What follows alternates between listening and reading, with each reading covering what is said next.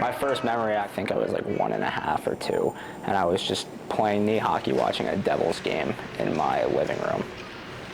My dad was just a big fan.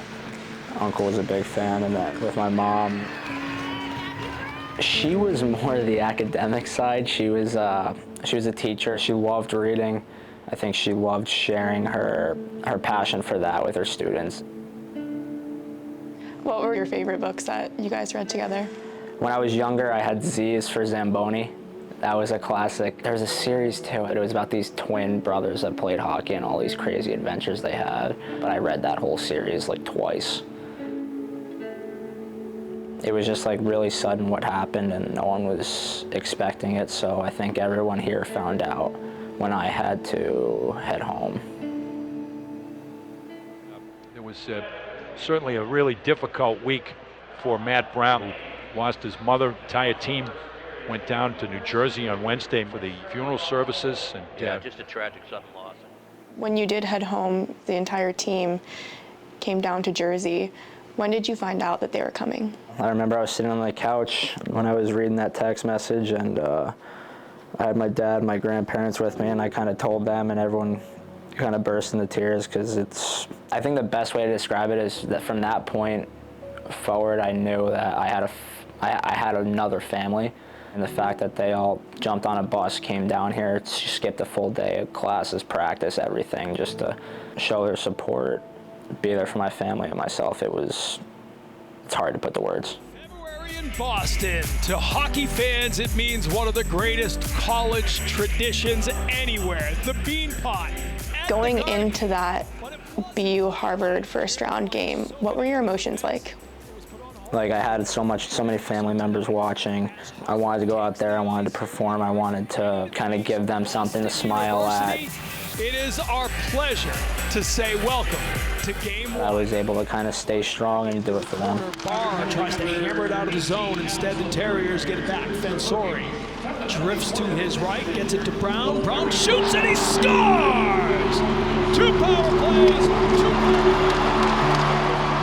I'm glad I was able to score on that stage and be able to, point up and share that moment between my mom and me. I remember Scoogie looking at me after the goal. We got back to the bench, and he pulled his sleeve up. He had goosebumps running up his arm. Clearly this meant a lot to your teammates too. What was it like in that moment to see that they cared so much? Oh, it meant the world. I had just met this group a few months before, and seeing how much they truly cared, it was honestly really shocking, and it brought me so much closer together with this group. Yeah, WY! Woo! He's back! He's back! Let's go here. Let's go, Mac. Let's go, Brownie. Here we go. Let's go, Mastro. Let's go, Phil. There's this iconic shot of you walking out onto the ice for the championship game. What have you experienced that compares? Nothing. I don't think I've ever played in a building with that much energy.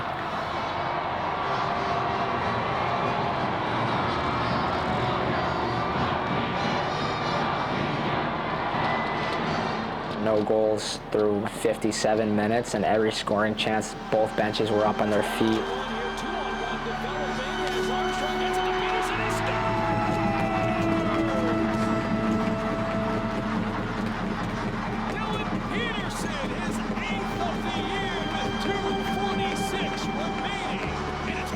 What shift stands out to you most about that game?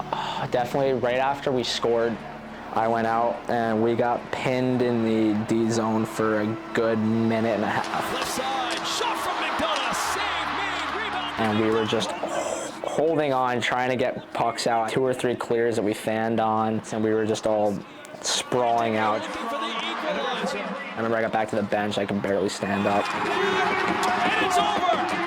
The Terriers are top dogs of the Beanpot again with a 1-0 win over the Huskies. With everything that had happened over the past few weeks, what did it mean to win the Beanpot alongside that group of guys?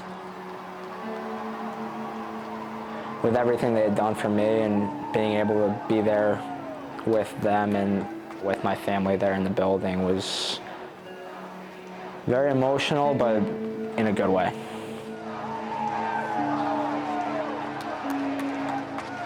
I remember I promised her when I was younger that no matter what, I'd graduate college and get a degree, so that promise is almost fulfilled as long as this semester goes well.